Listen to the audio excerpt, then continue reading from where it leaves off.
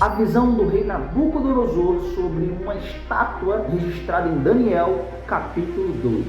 Você entende essa visão? O rei viu uma grande estátua imensa, de extraordinário esplendor.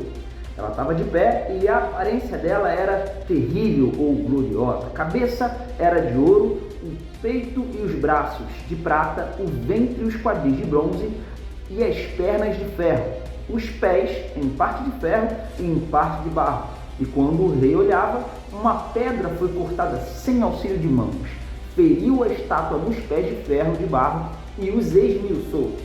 E então foi juntamente esmiuçado o ferro, o barro, o bronze, a prata e o ouro, os quais se fizeram como a palha, e o vento os levou, e deles não se viu vestígio. Mas a pedra que feriu a estátua se tornou em grande montanha ou rochedo, que encheu toda a terra. Essa visão, por mais que possa parecer confuso em um primeiro momento, pelo simples fato de nós estudarmos o texto interpretando ele por si mesmo, nós vamos encontrar algumas respostas. O próprio profeta Daniel vai dizer que o rei Nabucodonosor era representado pela estátua como a cabeça de ouro, ou seja, a cabeça de ouro é o rei Nabucodonosor, ou na realidade o Império da Babilônia. Mas ele diz que depois vai vir um outro reino, um outro, e assim de maneira subsequente até esse modelo final que vai aparecer lá nos pés, em parte de ferro, em parte de barro. Dando sequência na história, nós vamos ver que o segundo império é o Império Medo-Persa. E como que nós sabemos isso? Isso está registrado no livro de Daniel, e não só isso, Daniel foi testemunha ocular quando o Império da Babilônia caiu para o Império Medo-Persa. Mas não acaba aí, porque depois nós temos a aparição do Império Grego, que também está mencionado nominalmente nas profecias de Daniel, em diversos textos. Inclusive, há uma explanação clara em Daniel capítulo 8 a respeito de como o Império Grego iria derrubar o Império Medo-Persa. Lembrando que Daniel cumpriu seu ministério, envelheceu e morreu, e alguns séculos depois é que se levantou o Império Grego. Mas de fato esses três impérios são registrados lá no livro de Daniel. Porém, é aqui que começa a coisa a ficar um pouco mais complexa, porque é registrado aí um quarto império, que é representado ali nas pernas de ferro. E esse quarto império não é mencionado nominalmente no livro de Daniel.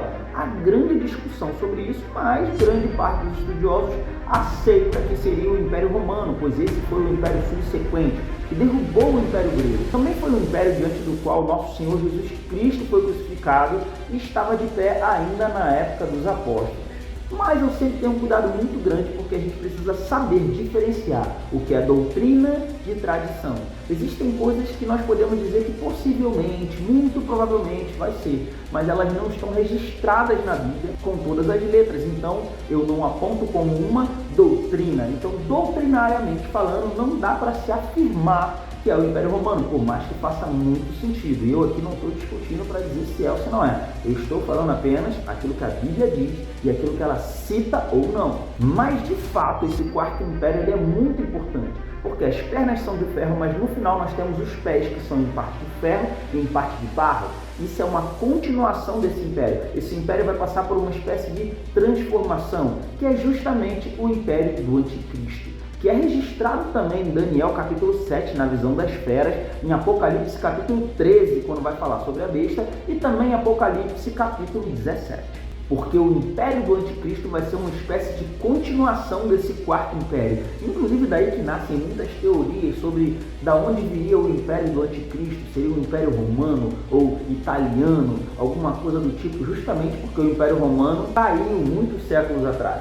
Então, o que seria? Seria uma União Europeia? São todas suposições e especulações que são válidas, mas não dá para a gente fazer afirmações asseveradas. Agora, sabe o que eu acho muito interessante você aprender a olhar sobre isso?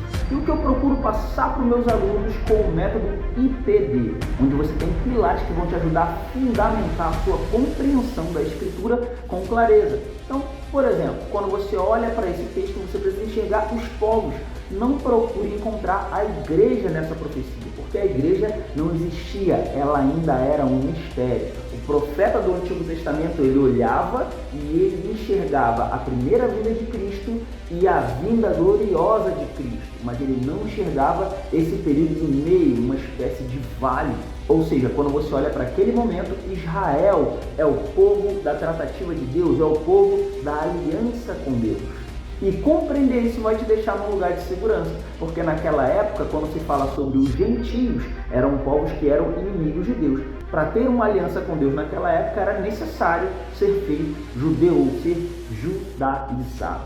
Então, o texto de Daniel está mostrando impérios que existiam na sua forma de domínio contra o reino de Deus ou contra a nação de Israel, até chegar a esse último império que vai ser o império do anticristo, o que Jesus vai chamar de tempo dos gentios, onde os gentios pisam sobre Israel. Mas vai chegar um dia em que ele vai rasgar os céus com poder e glória para vencer a batalha do Armagedão e livrar o seu povo da mão do anticristo no final da grande tribulação. E é a isso que se refere essa pedra cortada sem o auxílio de mãos humanas, que vai atacar, vai destruir o império do anticristo e vai encher toda a terra. É o reino de Deus sendo estabelecido aqui na terra no milênio. E a igreja?